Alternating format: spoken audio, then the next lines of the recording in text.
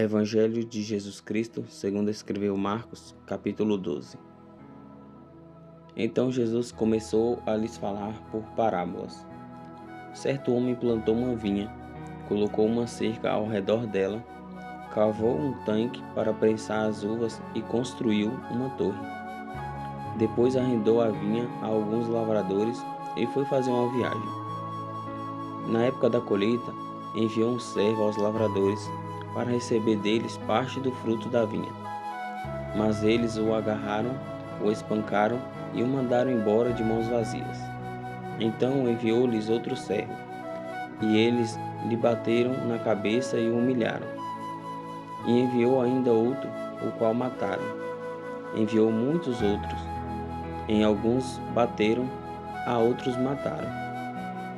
Faltava-lhe ainda um para enviar, seu filho amado. Por fim o enviou, dizendo: A meu filho respeitarão. Mas os lavradores disseram uns aos outros: Este é o herdeiro. Venham, vamos matá-lo, e a herança será nossa. Assim eles o agarraram, o mataram e o lançaram para fora da vinha. O que fará então o dono da vinha?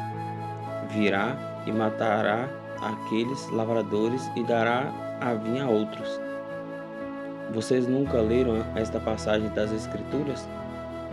A pedra que os construtores rejeitaram tornou-se a pedra angular. Isso vem do Senhor e é algo maravilhoso para nós. Então começaram a procurar um meio de prendê-lo, pois perceberam que era contra eles que ele havia contado aquela parábola. Mas tinham medo da multidão, por isso deixaram ir e foram embora. Mais tarde enviaram a Jesus alguns dos fariseus e herodianos para o apanharem em alguma coisa que ele dissesse. Estes se aproximaram dele e disseram: Mestre, sabemos que é íntegro e que não te deixas influenciar por ninguém. Por que não te prendes à aparência dos homens, mas ensinas o caminho de Deus conforme a verdade? É certo pagar imposto a César ou não? Devemos pagar ou não? Mas Jesus, percebendo a hipocrisia deles, perguntou: Por que vocês estão me pondo à prova? Tragam-me um denário para que eu veja. Eles trouxeram a moeda e ele lhes perguntou: De quem é esta imagem e esta inscrição?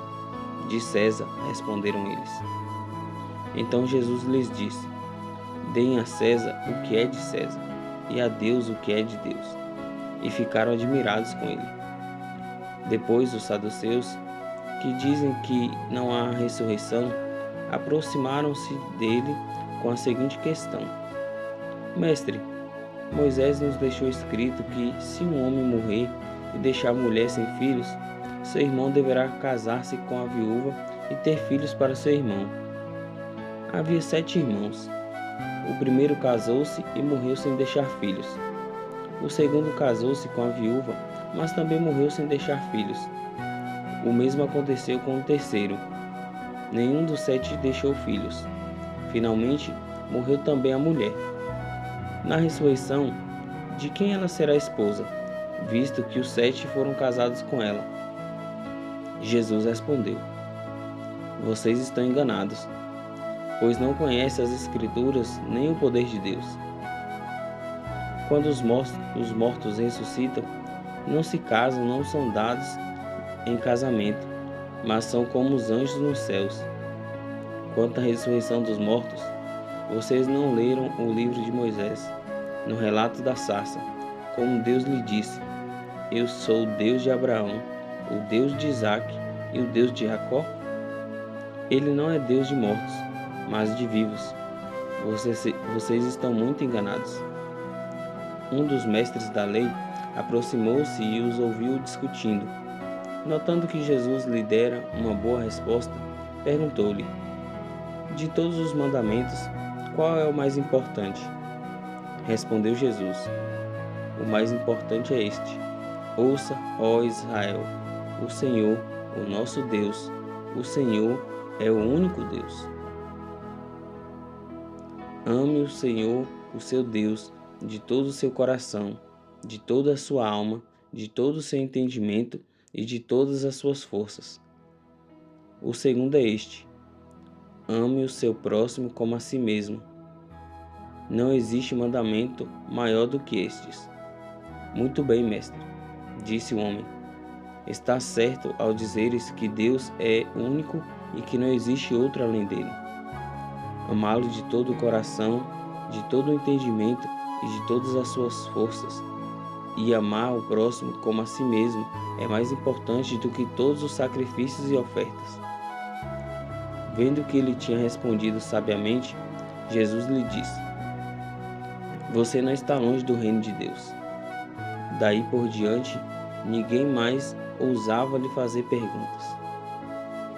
Ensinando no templo, Jesus perguntou: Como os mestres da lei dizem que o Cristo é filho de Davi? O próprio Davi, falando pelo Espírito Santo, disse: O Senhor disse ao meu Senhor: Senta-te à minha direita, até que eu ponha os teus inimigos debaixo de teus pés. O próprio Davi o chama Senhor. Como pode então ser ele seu filho? E a grande multidão o ouvia com prazer. Ao ensinar, Jesus dizia: Cuidado com os mestres da lei. Eles fazem questão de andar com roupas especiais, de receber saudações nas praças e de ocupar os lugares mais importantes nas sinagogas e os lugares de honra nos banquetes. Eles devoram as casas das viúvas e, para disfarçar, fazem longas orações. Esses receberão condenação mais severa.